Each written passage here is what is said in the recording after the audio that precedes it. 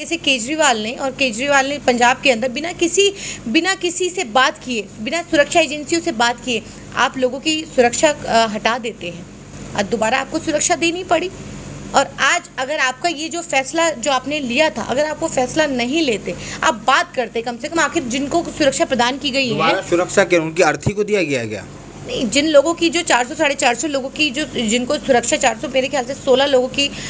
सुरक्षा वापस ली गई थी, उनको दोबारा से सुरक्षा दी गई, लेकिन उसमें वो जवान तो चला गया ना हमारे बीच से, सिद्धू मूसेवाला तो चला गया हमारे बीच से, तो उसका कातिल कौन है? वो टीवी डिबेटों पर जाते हैं बिना किसी तैयारी के, बिना किसी जानकारी के, ऐसे लोगों को इस्लामिक स्कॉलर बना दिया जाता है, ऐसे लोगों को इतिहासकार बता दिया जाता है। तो मैं तो कम से कम ऐसी टीवी डिबेटों पे जाना पसंद नहीं करती और तमाम लोगों से भी ये कहती हूँ कि ऐसे लोगों का बाइकआउट और बहिष्कार करना चाहिए, सामाजिक बहिष्कार होना चाहिए, जो लोग टीवी डिबेटों पर जाकर के पूरी कौम को बदनाम करने का काम करते हैं। ऐसे टीवी चैनलों में डिबेट में जा करके जो पूरी कम्युनिटी को शर्मसार करते हैं और वो अपनी बात तो रख नहीं पाते हैं, क्योंकि पूरा का पूरा कंट्रोल एंकर और पूरा टीम के हाथ में होता है। कोई बात रखना भी चाहते हैं तो उनकी आवाज़ कम कर दी जाती है। तो ऐसे में ये जा करके फिर बार बार जाते हैं, जलील होते हैं, पूरी कम्युनिटी को जलील करते हैं। इन लोगों के लिए क्या करेंगे आप लोग, क्योंकि आप एक लॉयर भी है, इस वजह से मेरा सवाल है आपसे। देखिए, ये पूरी तरह एक प्रोपेगेंडा है मुसलमानों के खिलाफ, और जो कि इसके अंदर पहले की अगर आप डिबेट्स देखेंगे, पहले जिस तरीके से न्यूज़ चैनल पे न्यूज़ पढ़ी जाती, सवाल किया जाता था, सत्ता में जो सरकार होती थी तो जो पत्रकार सवाल करता था। तो आज पत्रकारिता का स्तर ये है कि वो भी जो सत्ता के अंदर अभी जो मौजूदा जो सरकार है उसके फेवर में आकर के वहाँ पर विपक्ष का रोल जो है, वो पक्ष विपक्ष के जो वहाँ पर नेतागण होते हैं तो वो भी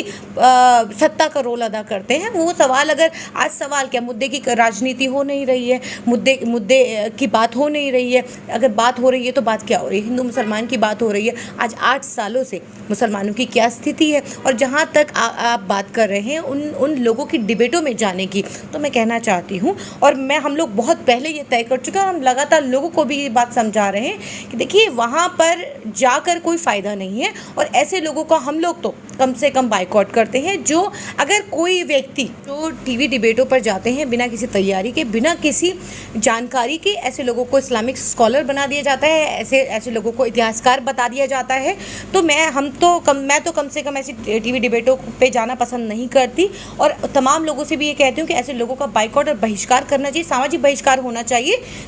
जो लोग टीवी डिबेटों पर जाकर के पूरी कौम को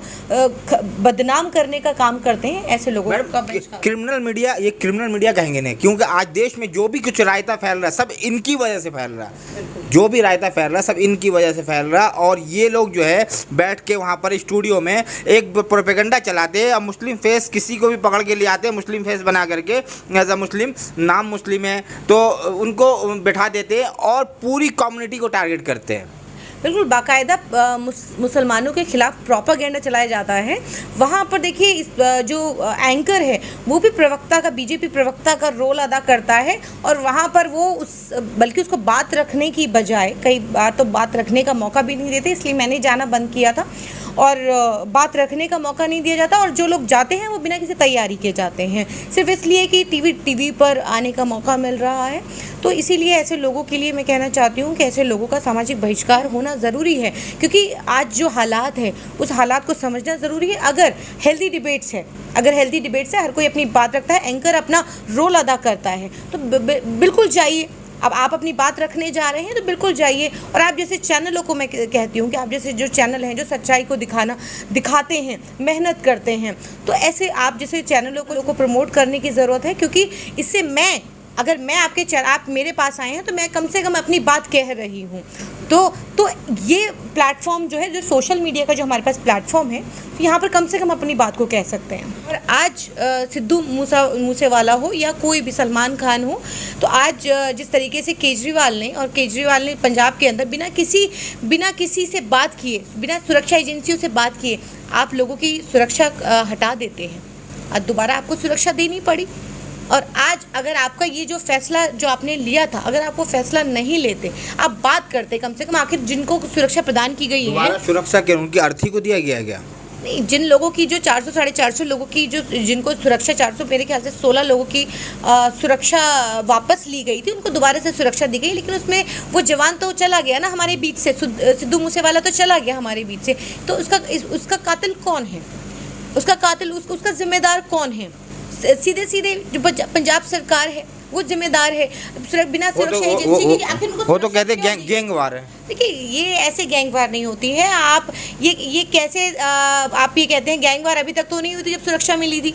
सुरक्षा हटाने के बाद ही गैंगवार। प्लस आप सार्वजनिक करते हैं जो कॉन्फिडेंशियल जो डॉक्यूमेंट्स आप उसको सार्वजनिक कर देते हैं, तो ये किसकी चूक रही? ये आप ही की चूक रही। तो आपको जिसको कॉन्फिडेंशियल डॉक्यूमेंट्स कैसे सार्वजनिक हो जाता है मैं नहीं जानती, लेकिन ये कितनी बड़ी भूल है और कितनी बड़ी मिस्टेक है, इसके लिए सरकार को माफ़ी भी मांगनी चाहिए, उनके ऊपर कार्यवाही भी होनी चाहिए, क्योंकि आपने जिस तरीके से सुरक्षा हटाई और एक ऐसा नौजवान जो ऐसा हमारे बीच से एक कलाकार हमारे बीच से चला गया,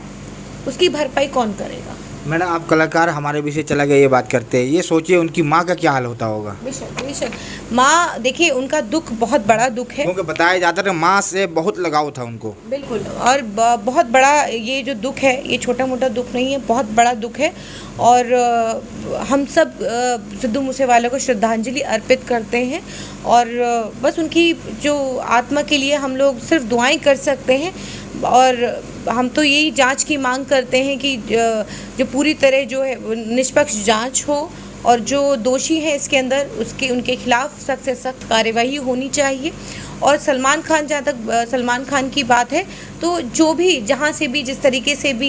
ये खबरें आ रही हैं कि अब अगला निशाना जो है वो सलमान खान को बनाया जा रहा है, जो सिद्धू मूसेवाला का जो मर्डर किया, जो वही कह रहा है अब सलमान खान की बारी है। तो